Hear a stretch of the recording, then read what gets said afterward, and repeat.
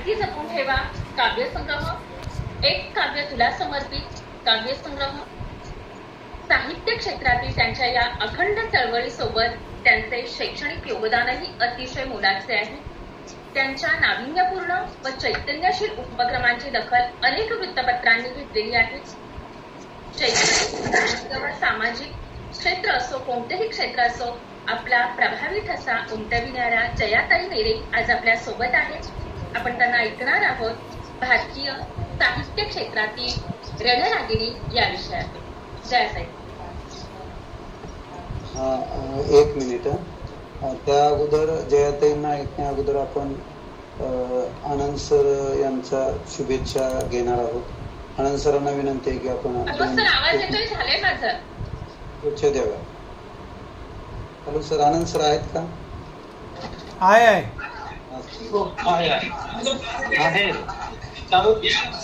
काव्यप्रेमी साहित्य मंचच्या वतीनं आपले प्रासंगिक उपक्रम प्रमुख कृष्णा शिंदे यांच्या सुपीक डोक्यातून बाहेर आलेला एक उपक्रम, प्रासंगिक व्याख्यानाचा जो उपक्रम आहे त्या उपक्रमाचे उद्घाटन आज होत आहे.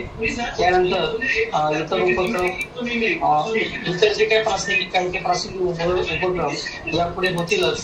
आज सध्या जे काही पहिलं पुस्तकासाठी गुंतलं जात आहे त्यासाठी सर्व काव्यप्रेमी शिक्षक मंचातील सदस्य, संयोजक आणि त्याचबरोबर आज सर्व जया नेरे मॅडम या ठिकाणी बोलणार आहेत. त्यांना त्या सगळ्यांना मी मनपूर्वक शुभेच्छा देतो. आणि त्याचबरोबर सध्या विजयादशमीचा उत्सव संपन्न होत आहे संपूर्ण भारतामध्ये. त्या विजयादशमीच्या देखील सर्व उपस्थितांना आणि मान्यवरांना शुभेच्छा देतो. धन्यवाद. धन्यवाद आनंद सर. नंतर कालिदास सरांना विनंती करतो की शुभेच्छा आपण या ठिकाणी. नमस्कार सगळ्यांना. काव्यप्रेमी शिक्षक मंचच्या वतीनं आयोजित या व्याख्यानाच्या पहिल्या कार्यक्रमाच्या आपल्या पाहुण्या सर्वगुण संपन्न आणि अष्टपैलू व्यक्तिमत्व असलेल्या जयाताई नेरे आणि राज्य समिती सदस्य, त्याच्यानंतर आपल्या काव्यप्रेमी शिक्षक मंचाचे अध्यक्ष आनंदजी गोडके, सहसचिव दीपकजी सपकाळ, कोषाध्यक्ष कृष्णा शिंदे सर आणि समस्त काव्यप्रेमी, त्यानंतर आपल्या मार्गदर्शिका सीमा भांदरगेताई, विजया पाटीलताई, सरला साळुंकेताई, मनाली मॅडम आणि सर्व काव्यप्रेमी शिक्षक बंधू भगिनी.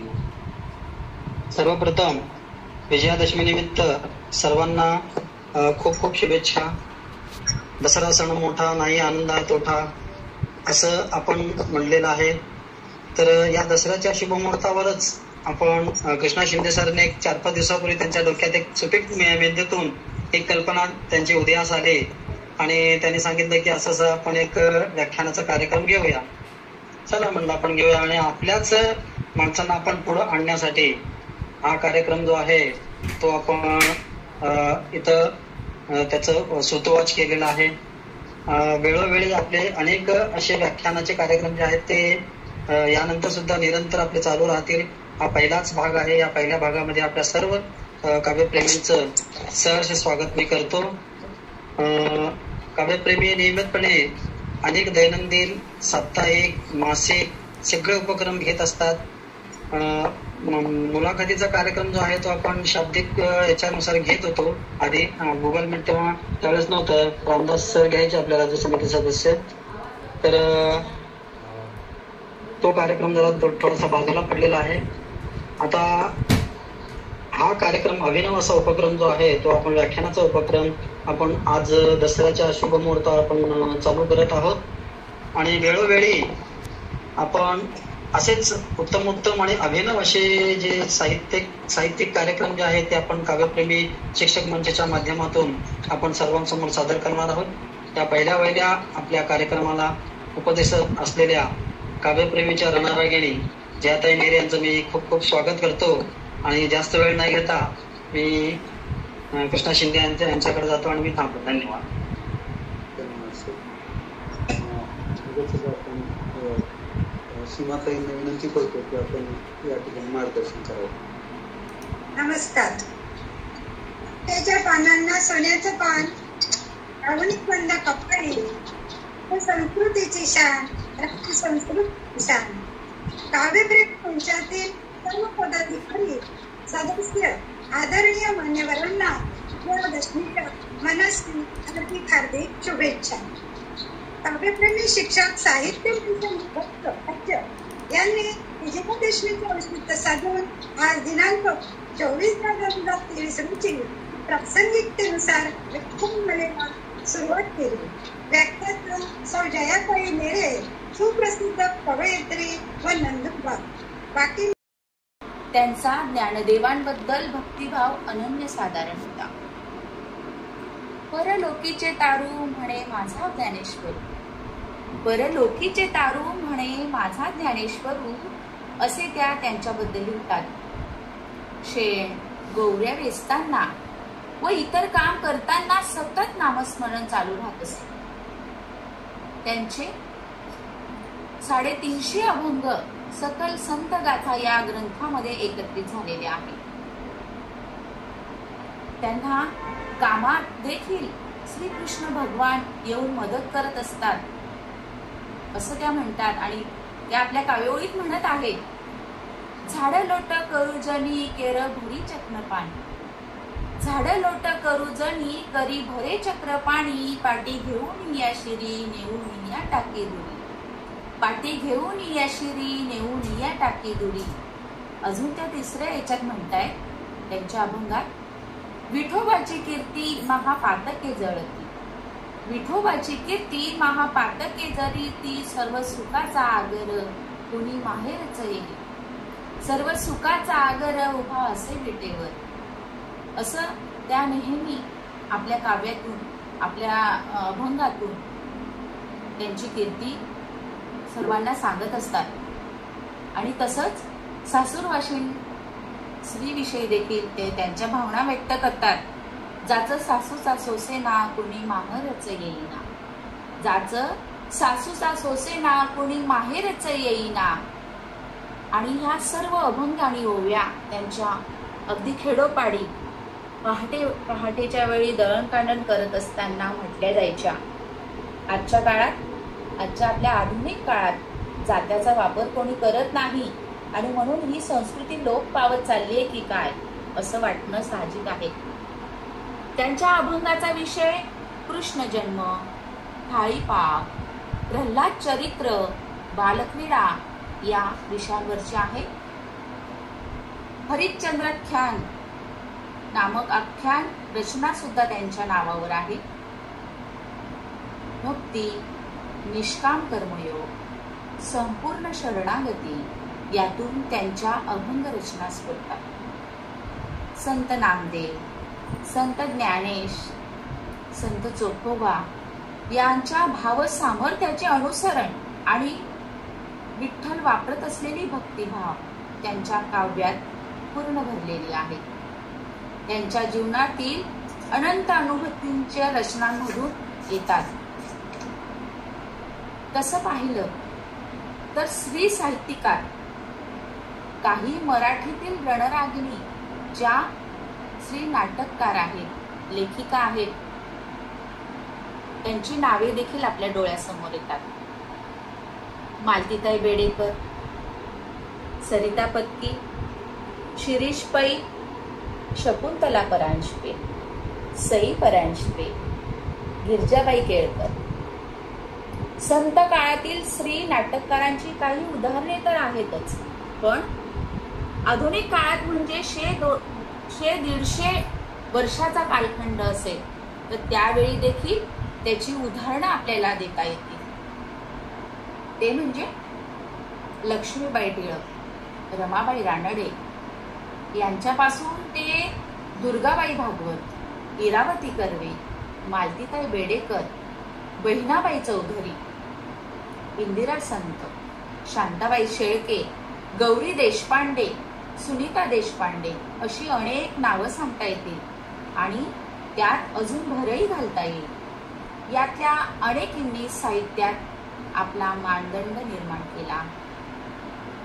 असे न मी नसे न मी तरी असेल गीत हे, असे न मी नसे न मी तरी असेल गीत हे, फुला फुलात येथल्या उद्या असेल गीत हे. ही वाट दूर जाते स्वप्नामधील गावा, ही वाट दूर जाते स्वप्नामधील गावा, माझ्या मनातला का येथे असेल रावा. अजून मनाच्या धुंदीत लहरीत येणार सखे ग साजणी येणार. ओळखलं? या आहेत शांता शेळके, भारतीय लेखिका, कवयित्री, एवढंच नाही तर गीतकारही होत्या आणि आहेत ज्यांनी मराठी साहित्यात महत्वपूर्ण योगदान दिले आहे. 19 ऑक्टोबर 1922 रोजी महाराष्ट्रातील रत्नागिरी जिल्ह्यातील सेलूकाटे या छोट्याशा गावात त्यांचा जन्म झाला. त्या त्यांच्या गीतात्मक लेखनातून, कवितेतून ओळखल्या जात होत्या आणि जातात देखील, ज्यात अनेक कवितांमधून प्रेम, निसर्ग आणि मानवी अनुभव या विषयांचा समावेश आहे. त्यांनी कादंबरी, लघुकथा आणि नाटके लिहिलेली आहेत. शांता शेळके यांनी मुंबई विद्यापीठातून संस्कृतमध्ये पदव्युत्तर पदवी मिळवली, जिथे त्यांना सुवर्ण पदकेही मिळाली. पुढे त्यांनी तुलनात्मक साहित्यातून PhD मिळवली, ज्याने त्यांना अनेक पुरस्कार मिळवून दिले. शांता शेळके यांच्या लेखन कारकिर्दीची सुरुवात खरं तर 1949 मध्ये प्रकाशित झालेला गीतीची चिठ्ठी या त्यांच्या पहिल्या काव्यसंग्रहाने झाली. त्यांचे पात्रटीका, कविता माणसांच्या आणि संध्याकाळची कविता यांसह अनेक कविता संग्रह प्रकाशित आहेत. त्यांची कविता साधेपणात, गेय गुणवत्ता आणि वाचकांमध्ये खोल भावना जागृत करण्याची क्षमता ठेवते. यासाठी ती ओळखली जाते. त्यांचं गीत तुम्हाला आठवत असेल, शूर आम्ही सरदार आम्हाला काय कुणाची भीती. आठवतंय ना? या त्यांच्या बालकवितेतून प्रत्येक बालमनात स्फूर्ती निर्माण होते. त्या केवळ कवीच नाही तर प्रतिभावान गीतकारही होत्या. त्यांनी 200हून अधिक मराठी चित्रपटांसाठी गीते लिहिली. मराठी चित्रपट सृष्टीतील संगीतांच्या प्रवर्तकांपैकी त्या एक मानल्या जातात. त्यांनी वसंत देसाई, सुधीर फडके आणि हृदयनाथ मंगेशकर यांसारख्या प्रसिद्ध संगीत दिग्दर्शकांबरोबर काम केले. आजही त्यांची गाणी अनेकांच्या स्मरणात आहेत. यादी खूप मोठी होणार आहे आणि सर्वांना त्या ते गीत माहीत आहेत, सर्वांच्या त्या ओळी आहेत आणि खरोखर ते जे त्यांची गीतं आहेत ते वेळ लावतात. मनाच्या धुंदीत लहरीत येणार सखे ग साजणी येणार. दुसरा, मी डोलकर डोलकर डोलकर दर्याचा राज, नाव पाण्यावरी उठताना डोंगर लाटा. तसंच वादळ वार सुटलं र, वाऱ्यानं तुफान उठलं र, शरद सुंदर चंदेरी राती स्वप्नांचा झुलत झुला. चाल तुरु तुरु उडती केस घुरु घुरु, डाव्या डोळ्यावर बट ढळली.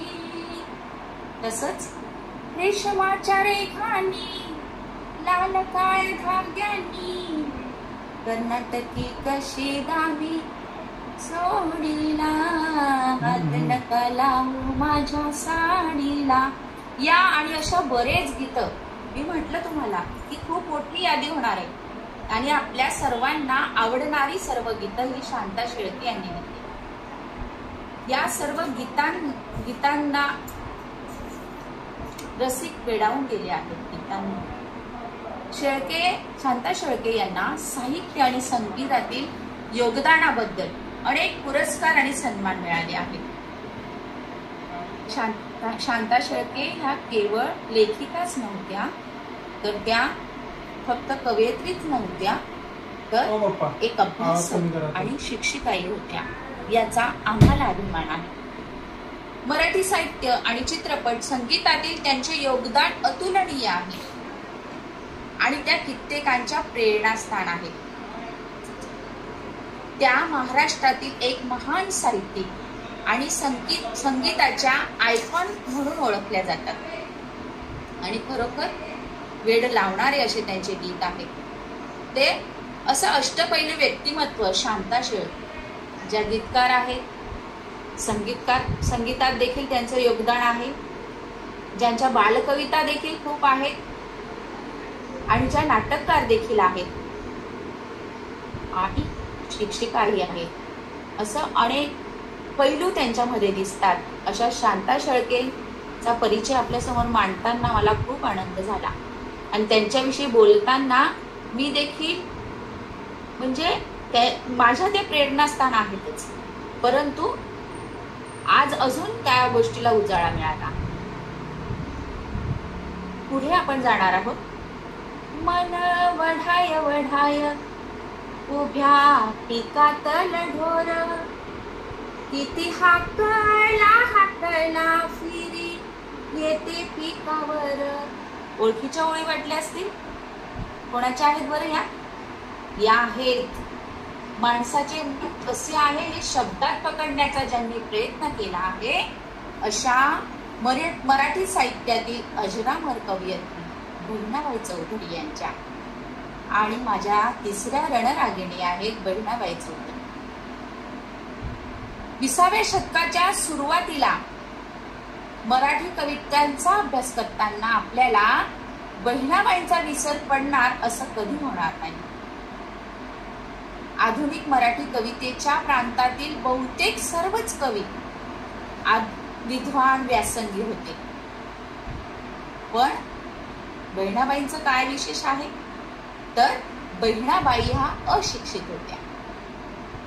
तरीही त्यांनी रचलेले काव्य वाचल्यावर एखादा जाणता शिकलेला आणि 4 ठिकाणी फिरून अनुभव घेतलेला कवी असावा असे आपल्याला वाटते ना. बहिणाबाईंचा जन्म जळगाव पासून 2 किलोमीटर अंतरावर असलेल्या असोदा गावी झाला. वयाच्या 13व्या वर्षीच त्यांचं लग्न झालं, पण तरुणपणीच त्यांना वैधव्य आले. त्यांना अतिशय आह्लादीचे दिवस काढावे लागले. त्यांना एक मुलगी आणि 2 सुपुत्र होते. त्यांच्यावर त्यांनी चांगले संस्कार घातले आणि त्यांना घडवलं. बहिणाबाई त्यांना घरातील आणि शेतीतील कामे करता करता काव्य सुचायचे आणि ते काव्य मराठी कवितेच्या प्रांगणात अजरामर झाले. पण त्या कवितांमध्ये श्रीगीते आणि ओव्यांची परंपरा नुसती जुनी नाही तर अनुभवाने समृद्ध अशी होती. मराठी साहित्यात लोकगीतांची परंपरा ही खूप जुनी आहे. 19व्या शतकाच्या उत्तरार्धात आणि 21व्या शतकाच्या पूर्वार्धात सुरुवातीला स्त्रियांना सामाजिक जीवनात स्थान नव्हतेच. दुय्यम स्थान म्हणण्यापेक्षा स्थान नव्हतेच. घराची चौकट आणि अगदी झाले तर शेत या 2 ठिकाणीच त्यांना जाण्याची मुभा होती. स्त्रियांनी या 2 टप्प्यातच आपले जीवन बांधलेले होते. अशा वेळी माहेरची आठवण, सासरच्यांचे वर्तन आणि वाट्याला आलेले इतर अनुभव व्यक्त करण्याकरता स्त्रियांकडे एकच मार्ग होता आणि तो म्हणजे काव्य, गीत. वर्षभरातील सणांना सर्वजण एकत्र यायचे आणि आपल्या जीवनातला तो विरंगुळ्याचा क्षण ते मानत होते. हर्ष, खेद, चीड, संताप अशा भावना व्यक्त करण्यासाठी काव्य हेच माध्यम त्यावेळी होते आणि तेच स्त्रियांनी निवडलेले होते. त्यामुळेच मराठीला समृद्ध अशी स्त्रीगीतांची आणि ओव्यांची परंपरा लाभलेली आहे. स्त्रीगीतांची मराठीतील परंपरा समृद्ध आहे आणि त्याच्या अग्रणी आहेत अंगभूत काव्यांचं लेणं लाभलेल्या बहिणाबाई चौधरी. पेरणीच्या वेळी पाऊस यावा ही शेतकऱ्याची इच्छा असते. पाऊस येण्याची वेळ झालेली असते. अशा वेळी बहिणाबाई सहज म्हणून जातात, पेरणी पेरणी भिज भिजे धरती माते, बिय बियाणाचे भरून ठेवले होते. पेरणी पेरणी भिज भिजे धरती माते, बिय बियाणाचे भरून ठेवले होते. पेरणी चांगली झाली, धान्यही चांगलं आलं, भरभरून आलं, भरपूर पिकलं आणि हे पाहून सुद्धा त्यांचं मन अगदी आनंदी व्हायचं आणि त्यांना त्यावेळेस काव्य स्फुरायचं. बिय टरारे भुईत सर्व कोंब आले वरे, बिय टरारे भुईत सर्व कोंब आलं वरे, गहरलं शेत जसं अंगावरती शहारे. तर ह्या पीक चांगलं आलं ह्याचं ते काव्यामध्ये असं दर्शन घडवायचे की असं पीक तरारून आलं आहे, म्हणजे एवढं पीक आलं आहे आणि सर्व कोंब वरती आलेले आहे आणि जणू शेत गहिवरलं आहे. शेत जणू गहिवरलं आहे आणि त्याच्या गहिवरण्यामुळे त्याच्या अंगावर ते काटे आलेले आहे. खूप सुंदर उपमा ते आपल्या कवितेमधून देत होत्या. शेतकऱ्याच्या जीवनाचं यथार्थ चित्रण बहिणाबाई आपल्या काव्यातून करत होत्या. त्यांच्या दुःखाचं, त्यांच्या सुखाचे, त्यांच्या कष्टाचे चित्र आपल्या डोळ्यासमोर बहिणाबाईंचे काव्य वाचताना जिवंत उभे राहते. स्त्री कुठेही असो तिला माहेरची ओढ असतेच. हीच माहेरची ओढ आपल्याला बहिणाबाईंच्या अनेक काव्यातून जाणवते.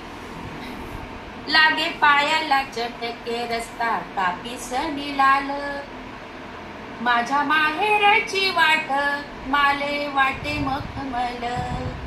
लागे पायाला चटके रस्ता तापीसनी लाल, माझ्या माहेराची वाट माले वाटे मलमल. बघा किती ऊन असलं, किती रस्त्यावर चटके लागत असले, परंतु स्त्रीला जेव्हा माहेरी जायचं असतं, म्हणजे स्त्रीला माहेरी जाताना किती अडचणी आले, किती अडथळे आले, तरी सुद्धा ते सुख दाखवत असतात. म्हणजे त्याची सुखाची जाणीव त्यावेळेसही होत असते.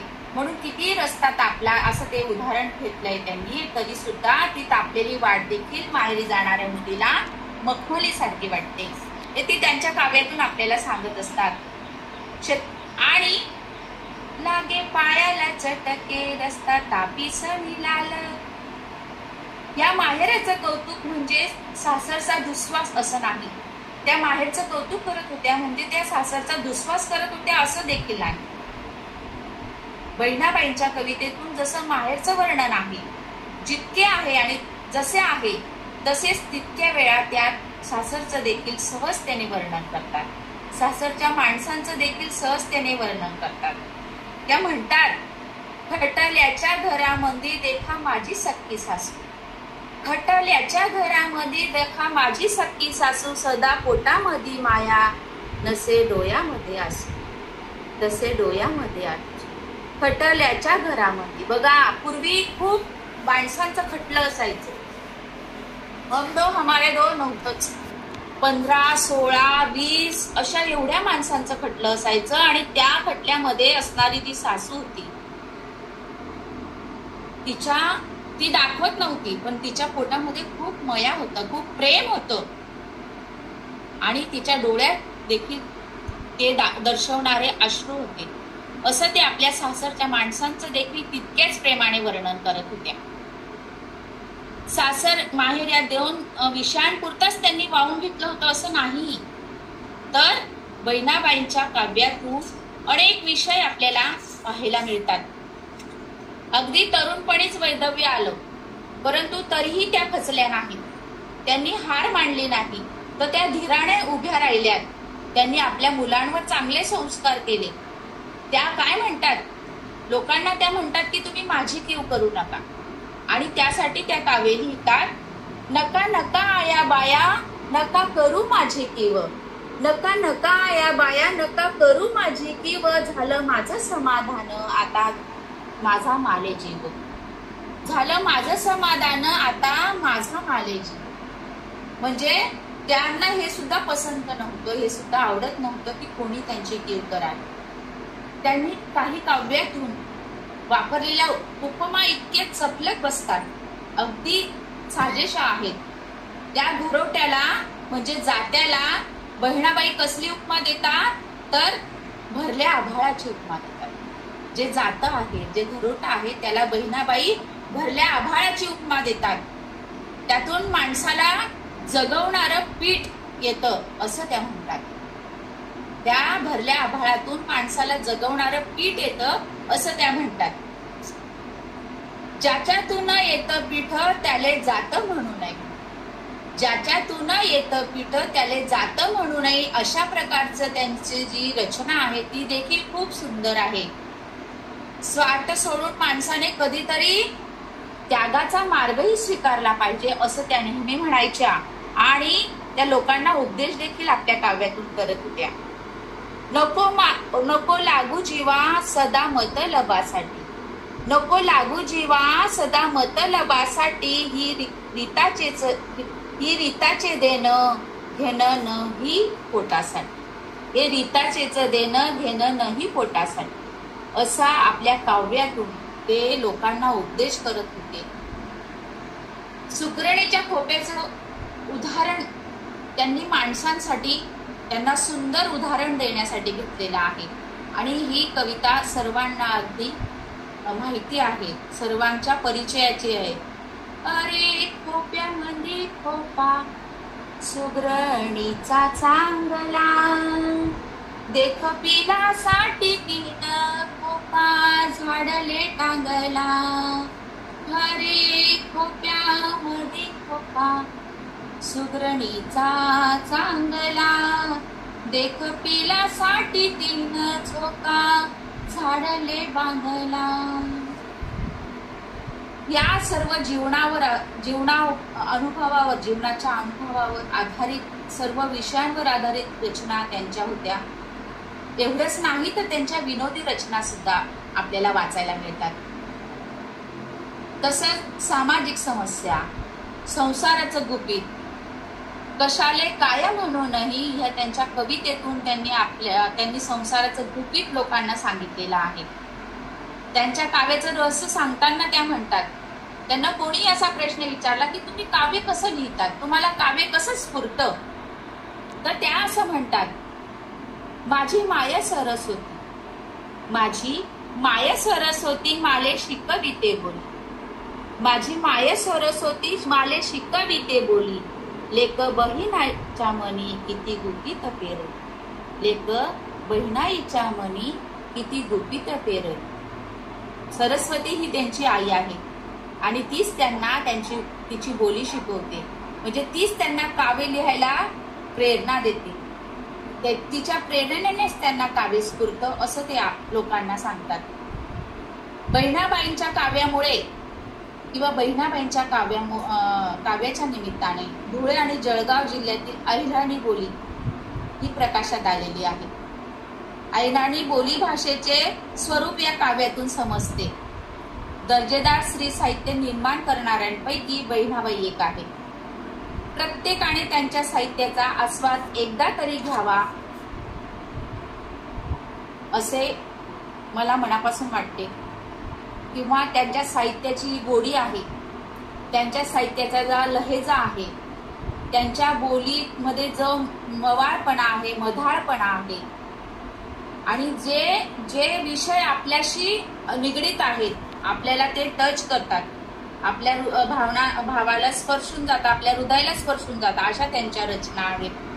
आणि या अशा म्हणजे उच्च शिक्षित, व्यासंग असणारे, भरपूर शिकलेले जे कवी आहेत, जे साहित्यिक आहेत, त्यांच्या पुढे मी एका अशिक्षित साहित्यिक रणरागिणीची परिचय मांडला, त्यांना आपल्या समोर मांडलं. भारतीय साहित्य क्षेत्रात अशा अनेक रणरागिणी आहेत ज्यांनी विविध साहित्य संस्थांच्या व्यासपीठावर अध्यक्षस्थान भूषवलं आहे. परंतु आपण सर्वांचं डिटेल अगदी विस्तारपूर्वक एकाच व्यासपीठावर किंवा दिलेल्या वेळात आपण सांगू शकत नाही. परंतु ज्यांनी अध्यक्षस्थान भूषवलं आहे त्या काळी ते जे प्रकाश झोतात होत्या, अशा दुर्गा भागवत, शांता शेळके, विजया राज्याध्यक्ष, अरुणा ढेरे, कुसुमताई देशपांडे, गीता चंद्र, अमृता प्रीतम, कमलादेवी चट्टोपाध्याय, एवढंच नाही तर विजया वाड आणि इतरही साहित्यिक रणरागिणी आहेत, जसे गिरजा कीर, माधवी कुंटे, डॉक्टर उषा देशमुख, अनुराधा वैद्य, रेखा बैजल, डॉक्टर लता मोहरीर, मधु सावंत, प्राध्यापक ललिता गादगे, डॉक्टर छाया महाजन, वृषाली किन्हाळकर, डॉक्टर दीपा क्षीरसागर. अजूनही भरपूर साहित्यिक आहेत, भरपूर रणरागिणी आहेत. त्यातही अनेकांना पुढे जाण्याची संधी मिळालेली नाही, अनेकांना प्रकाश झोतात येण्याची संधी मिळालेली नाही. आज मी माझ्या या भारतीय साहित्यिक रणरागिणी यामध्ये 3 रणरागिणींचा आपल्या समोर मांडले आहेत, ज्या माझ्याकडून राहिल्या असतील, ज्यांना ह्या 9 दिवसात नतमस्तक व्हावं असं वाटतंय आपल्याला, अशा अजूनही ज्ञात अज्ञात रणरागिणी आहेत की ज्या सर्व ज्ञात अज्ञात अशा सर्व श्रेष्ठ ज्येष्ठ रणरागिणींना माझा मानाचा मुद्रा. आणि आयोजकांनी मला जी संधी दिली आणि माझा जो सन्मान केला त्याबद्दल पुनश्च एकदा त्यांचे आभार. धन्यवाद. धन्यवाद. धन्यवाद जयाताई. आपण फार सुंदर असं विवेचन आज केलेलं आहे. खूप छान वाटलं. जनाबाई, शांता शेळके, बहिणाबाई चौधरी यांच्या काही कविता, ओव्या आणि इतकी सुंदर सुंदर कविता आहेत त्यांच्या, त्या आपण गाऊन म्हटलं, हे आणखीन खूप छान वाटलं आणि आनंद झाला. आणखीन कोणाला प्रतिक्रिया द्यायची असेल तर कृपया देऊ शकता, विनंती आहे. उपस्थितांपैकी पण 1 मिनिटामध्ये आपण आपली प्रतिक्रिया द्यावी अशी मी आपणास उपस्थितांपैकी आपणास विनंती करतो.